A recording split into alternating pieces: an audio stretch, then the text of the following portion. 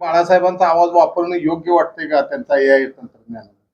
अशा तंत्रज्ञानानं स्वर्गीय बाळासाहेब ठाकरे साहेबांचा आवाज वापरणं अत्यंत गैर आहे. स्वर्गीय बाळासाहेब ठाकरेंचा आवाजाचा वापर करून तुम्ही त्यांच्या विचाराची तोडफोड करण्याचं पुन्हा उद्धव ठाकरे मोठं पाप करायला लागलेले आहे.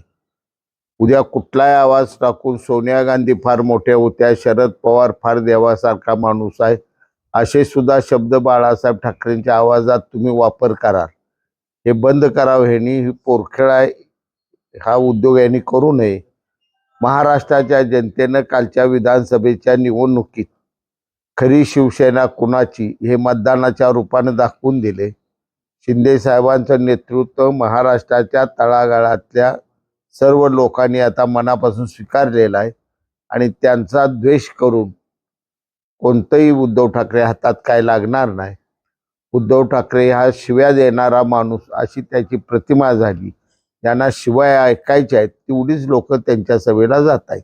एकंदर बाळासाहेबांच्या विचारांचा वारसदार नेमका कोण आहे मग?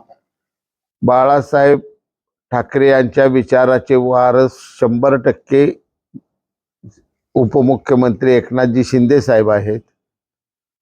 आणि हे जर उद्धव ठाकरे जर बाळासाहेब ठाकरेंच्या विचारानं वागत असते तर राजकीय उठाव होण्याची कोणती गरजच नव्हती.